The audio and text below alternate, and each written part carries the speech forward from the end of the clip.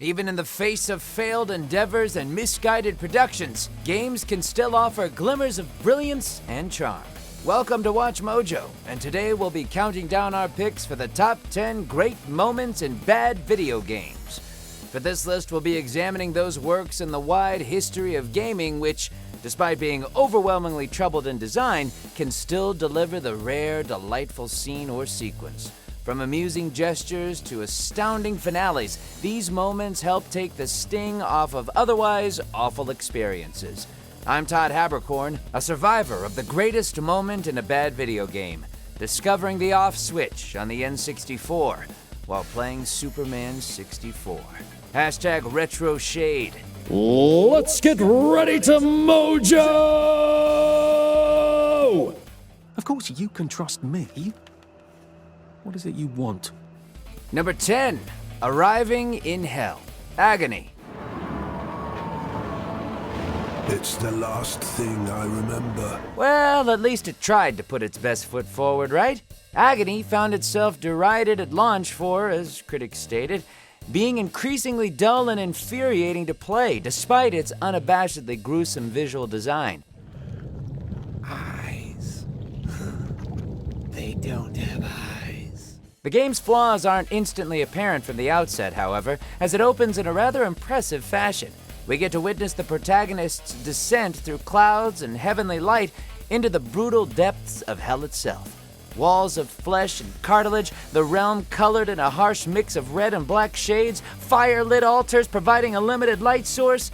As a tone setter, it's phenomenal. As a first date experience, maybe aim for something a little more easygoing, like Human Centipede 3. She is the key to the gate of unending agony. Number 9, Flipping Off the Aliens. Duke Nukem Forever.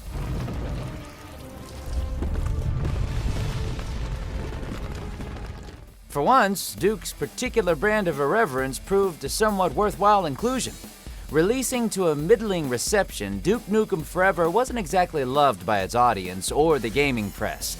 Its mechanics seemed lifted from every action game released since Duke Nukem 3D. Its humor reliant on tiresome nods to other media, its titular hero an unpleasant jerk. Oh my God! Duke, you're covered in blood! Is it your own blood? Oh, Jesus, I'm just an engineer!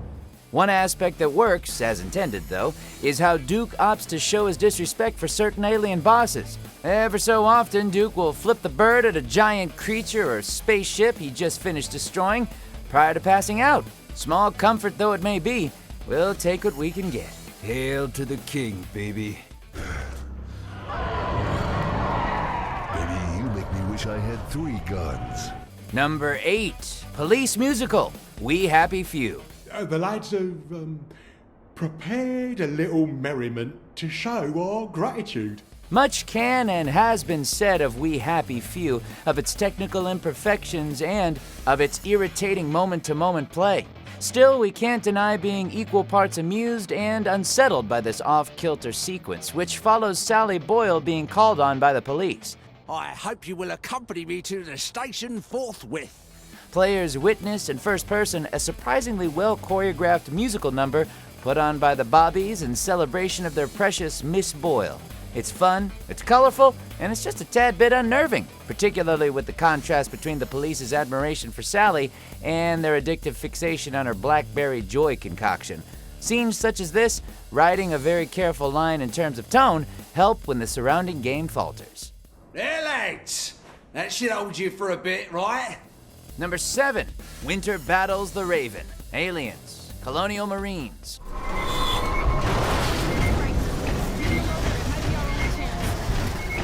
Marketed to the fan base as a loving tribute to the Alien films, Aliens, Colonial Marines instead felt out of touch with its source material once it actually found its way to audiences. Yet the game finds ways to shine in particular moments, most notably in its 5th mission, the Raven.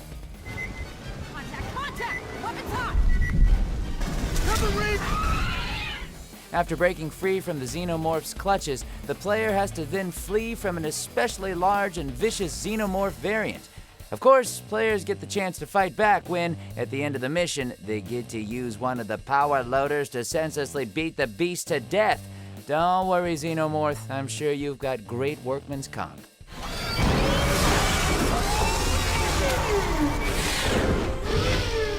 Number 6, Shaqtiss. Shaq Fu, a legend reborn. Now I'm a giant cactus? Who designed this game? It's Shaq, wearing a cactus costume. Yes, your prayers have been answered. Those experiencing Shaq Fu, a legend reborn, without having followed its titular celebrity's fascinating career, might have been perplexed when the in-game Shaq discovers and dons a cactus costume. Shaqtiss. This is ridiculous. This costume turns Shaq into the being known as Shaqtiss, which is a nod to a Shaq-shaped cactus from an old commercial for ESPN. Try saying that shit 5 times fast. Of course, the ESPN incarnation of Shaqtiss wasn't exactly known for firing off unending volleys of cactus spines at enemies that we're aware of. Anyway, it's a fine tribute to a rather bizarre moment in sports advertising history.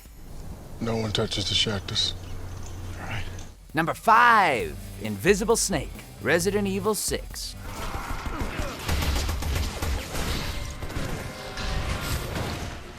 Historically, serpentine creatures in Resident Evil games have proved a wise inclusion, the surrounding installment's quality notwithstanding.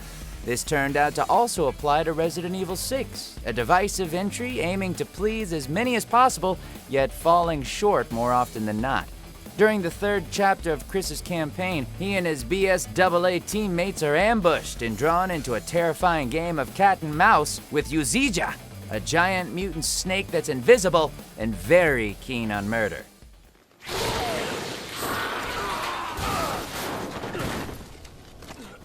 Uzija is stunningly realized, as ruthless and menacing monsters go, and for a moment the game actually starts to feel like Resident Evil. After we kill it, we're rewarded with the same rinse and repeat action. Yay.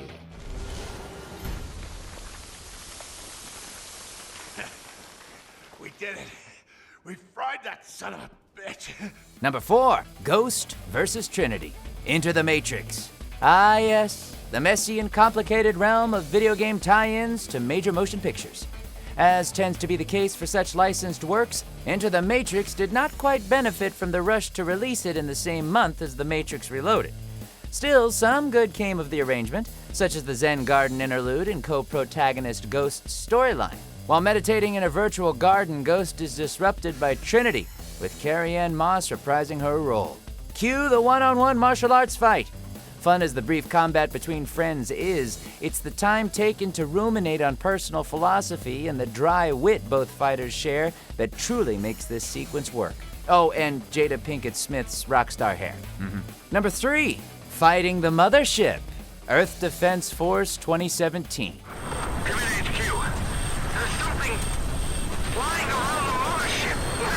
Leaning very much into its B-movie feel with its alien invasion plot and dubious audio-video quality, Earth Defense Force 2017 certainly doesn't hide its status as a flawed but charming title.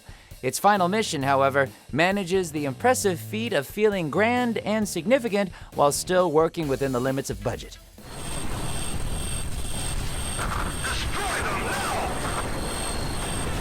Players are at least pitted against the alien mothership itself, a swirling mass of metal and advanced laser weaponry.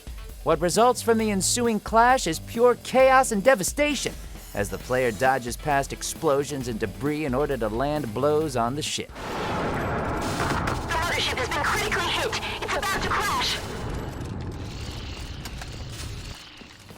Number 2, Golden Gate, Homefront.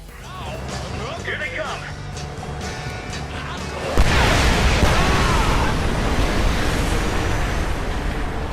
Seems like good finales making up for underwhelming games is a trend here. Well, at any rate, Homefront delivered when it came to its final level, an all-out push across the Golden Gate Bridge alongside the United States Armed Forces. Toss a grenade in there. Beginning with a helicopter ride up to the bridge supports, the level then progresses into a string of tense shootouts as the player climbs onto the bridge itself.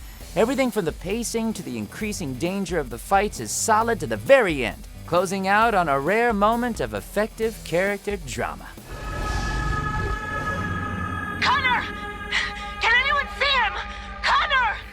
Not quite at the end yet. Almost there though. Just be sure to subscribe to our channel and ring the bell to be notified about our latest videos. Alright, back to business. Number 1. The Midgar Assault. Dirge of Cerberus, Final Fantasy VII.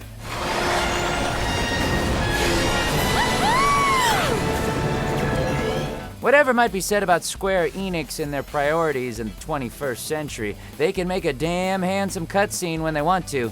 Dirge of Cerberus picks up 3 years after Final Fantasy VII, shifting the spotlight over to Vincent Valentine and his quest to save the world from a vast conspiracy. What do you think you're doing? You have landed several clicks off your target destination.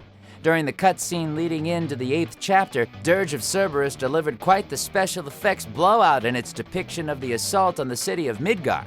Airships dropping soldiers from above, ground forces converging on the city's defenses, the whole scene's a delight even before Cloud and the other original party members show up. Ooh, now I want to blow something up. Here, kitty, kitty, kitty. Just kidding.